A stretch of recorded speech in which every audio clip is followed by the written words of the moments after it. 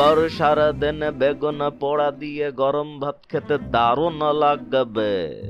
উফ, বউটা যদি আজ থাকতো, আজ একশের ভাত আমি নিজেই খেয়ে নিতাম। বউ কি সুন্দর বেগুন পোড়া ইলিশ ভাজা চাটনি তৈরি করত। বউ থাকলে কিছুই বলা লাগতো না। যাই দেখি বড় বৌমাকে যে বলি, বড় বৌমা আজ তো বেগুন পোড়াবে, বর্ষার দিনে খেতে খুব ইচ্ছা করছে। আচ্ছা বাবা, আপনি কি চোখের মাথা খেয়েছেন নাকি? দেখছেন না আমি রান্না বান্না কেবলই শেষ করে চুলো লেপার কাজে হাত দিয়েছি। চুলো লেপে বাইরে বের হব, আর এক্ষুনি আপনার যত আবদার। আপনি ছোট বৌমাকে যে বলুন, মরণ দশা আমার। থাক থাক মা, আমার আর লাগবে না। কেন কেন লাগবে না কেন শুনি? ছোট বউ আজ বেগুন মাছ রান্না করেছে। কাজের বেলায় শুধু বড় বৌমা, আর কিছু দেবার বেলায় ছোট বৌমা, তাই না? আমি কিছু বুঝি না মনে করেছেন? এই দেখো দিদি, কিছু বলি না মানে এই না যে আমি মুখে কুলো পেতে বসে থাকবো। কোন জিনিসটা শুনি? বাবা শুধু আমায় দিয়েছেন আর তোমায় দেয়নি? বলে বলে বলো। ছোট বৌমা, ও বড় বৌমা, তোমরা থামো, তোমাদের দুহাই লাগে। থামবো মানে? আমার মুখের উপর কথা বলা?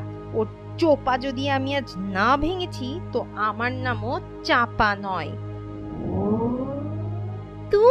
তুমি আমার চোপা ভাঙবে, আর আমি বুঝি আলতো করে আমার গাল দুটো বাড়িয়ে দেব? টেংরি চেনো? টেংরি ভেঙে তোমার হাতে ঝুলিয়ে দেব খন। তুই আমার টেংরি ভাঙবি না? আসুক তোর দাদা, আস তোর একদিন কি আমার একদিন। যাও, অনেক দেখেছি। আমার মনে হচ্ছে বর নেই, ওনার একারই মনে হয় বর রয়েছে। বর নিয়ে এমন আদিক্ষেতা আসার সাথে সাথেই নালিশ ফালিশ, সহ্য হয় না, একেবারে অসহ্য।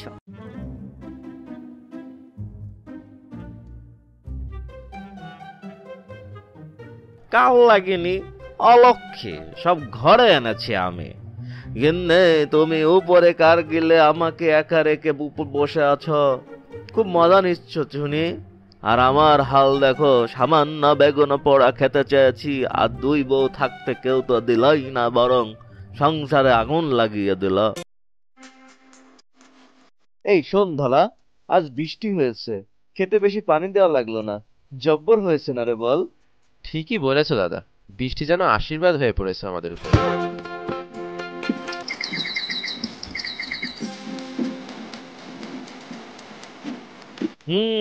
আশীর্বাদ, বুঝলি, আশীর্বাদ। মা যেদিন গত হয়েছেন, সেদিন থেকে সব আশীর্বাদ আমাদের উপর থেকে চলে গেছে রে। ঠিক বলেছো দাদা, বাড়ি গেলে তো দুদণ্ড তোমার সাথে কথাও বলতে পারি না, সবসময় খালি ভয়ে থাকি। এই বুঝি খেচা শুরু হয়ে গেল। ধুর, ভালো লাগে না। এইভাবে কি জীবন চলে?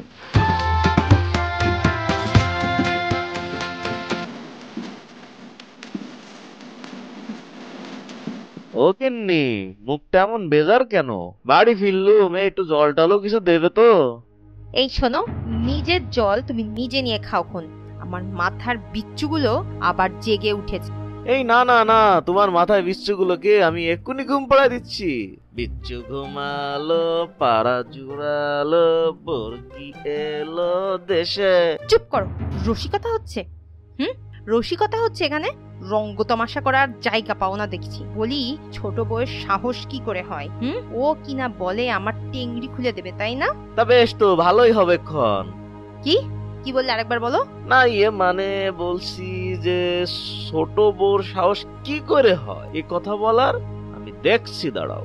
শুধু দেখছিই না, কড়া বিচার করতে হবে, নইলে আমি এক্ষুনি বাপের বাড়ি চললুম। কিন্তু তা চাও না? শুধু শুনি যাবো, কোনোদিন তো গেলই না। ছোট বউকে আমি ডাকছি। আজ যদি তুমি সঠিক বিচার না করো, তাহলে তোমার ভাত আমার হাতে জুটবে না। এই কথাটা সুন্দর করে বলে দিলাম, মাথায়ও সুন্দর করে ঢুকিয়ে নাও। এই কেবল বাড়ি আসলাম, এক্ষুনি বিচার করতে হবে? কাল সকালে? বুঝেছো? কাল সকালেই আমি বাপের বাড়ি চলে যাব, যদি তুমি সঠিক কথা না বলতে পারো। না, আর ভালো লাগে না। আজ বোধহয় বৌমা দুটো আবার ঝগড়া করবে। ছেলে দুটো কেবল মাত্র বাড়ি ফিরেছে আর এক্ষুনি, না না না, কিছু একটা উপায় বার করতে হবে। গিন্নি, কি করা যায় বলো তো? পেয়েছি পেয়েছি পেয়েছি গিন্নি, পেয়েছি। এবার দেখো আমার খেল।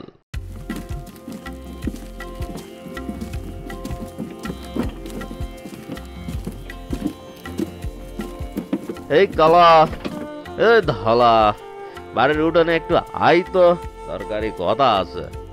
যাও, এক্ষুনি তুমি বাবার কাছে যাও। বাবার কাছে যেই আজ বিচারটা করো, নয়তো দেখো। আচ্ছা থামো তো, চলো আগে গিয়ে দেখি বাবা কি বলছে। এই শুনছো, বাবার ডাক পড়েছে। এ তো মেঘনা চাইতেই জল গো। শোনো না, এই সুযোগেই দিদির কথাটা। আগে চলো তো, যে দেখি বাবা কি বলতে চাচ্ছে। হ্যাঁ বাবা। কি বাবা? এসেছো সবাই, আমি একটা প্রতিযোগিতার আয়োজন করার সিদ্ধান্ত নিয়েছি। তোমরা কি রাজি? আমি চাই বৌমাদের দিয়ে আমার সেবা যত্ন করাতে। বৌমাদের মধ্য যে বেশি আমাকে সেবা যত্ন করবে, তাকে আমি তোমাদের মায়ের রেখে যাওয়া সাতনরি সোনার হারটা উপহার দেব। হ্যাঁ, সাত নড়িহার, ওইটা তো আমি নেব। সাত নড়িহার, সাত নড়িহার পরার যোগ্যতা আছে তোমার? এই আস্তে আস্তে, তোমরা এবার একটু থামো তো দেখি। আগে 1 মাস যেতে দাও, তারপর দেখা যাবে হার কার গলায় ওঠে। এই 1 মাসের মধ্যে বৃথাকে তারা দুই বৌমা মিলে খুবই ভালো ভালো খাবার খাওয়ায়। তার জামা কাপড় নতুন নতুন কিনে এনে দেয়, বৃদ্ধার পা টিপিয়ে দেয়, ওষুধ খাওয়ানো, সব কিছুতেই একজন আর একজনকে ছাপিয়ে যায়। দেখতে দেখতে 1 মাস পূর্ণ হলো। সেদিন সকাল সকাল দুই বৌমাই মিলে শ্বশুরের ঘরের উদ্দেশ্যে রওনা হলো, কিন্তু ঘরে যে বৃদ্ধাকে কোথাও দেখতে পেল না। দিদি গো, এই আমাদের দিয়ে সেবা করিয়ে নিয়ে বাবা আবার কেটে পড়লো না তো? কি জানি ছোট, আমার তো মাথায় কিছুই ঢুকছে না। বৃদ্ধা নতুন একটা বিয়ে করে এনে বউকে 7 নড়ি সোনার হার পরিয়ে ঘরে তুললো। কই গেলি রে বাড়ির সব? ও ধলা, ওরে কালা, বড় মামা, ছোট মামা, কোথায় তোমরা? জলদি এসো।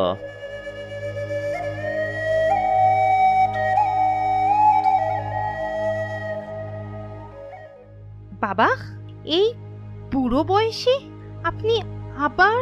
হ্যাঁ হ্যাঁ হ্যাঁ বৌমা, ভেবেছিলাম তোমাদের নিয়েই বাকি জীবনটা কাটাবো, কিন্তু তা তো আর হলো না। সারা জীবন আমাকে কেঁদেই কাটাতে হতো। সামান্য বেগুন পোড়া খাবো তাই এত অশান্তি।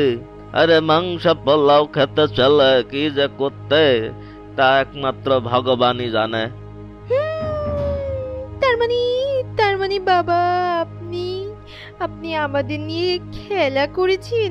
দেখেছো দিদি, আমি বলেছিলুম তোমাকে, আমাদের ধোকা দিলেন আপনি। গলা নিচ্ছে কেন? কি ব্যাপার, শাশুড়ির রূপ দেখে কি ঝলসে যাচ্ছ মনে হয়? কি যে বলি, আমি তো শ্বশুর। যেই সেবা যত্ন করার পেছনে কোনো স্নেহ মায়া মমতা নেই, আছে শুধু লোভ আর একে অন্যের প্রতি হিংসা। সেই প্রতিযোগিতায় তোমরা কিভাবে উত্তীর্ণ হবে শুনি? ভেবে দেখেছ? এই জন্য আমি বিয়ে করে এনেছি, যে মৃত্যুর আগ পর্যন্ত আমাকে সেবা যত্ন করবে, পরম মমতা দিয়ে, লোভ থেকে নয়। বুঝছ? স্বামী ভক্তি, স্বামী ভক্তি। তোমরাও করো স্বামী ভক্তি। এরপর থেকে দুই বৌমাই চুপ হয়ে গেল এবং নতুন শাশুড়ির কথা মতো সব কাজকর্ম তারা দুজনেই ভাগাভাগি করে করতে লাগলো। কথায় আছে না, অতি লোভে তাঁতি নষ্ট। দুই বৌমাই উচিত শিক্ষা পেল।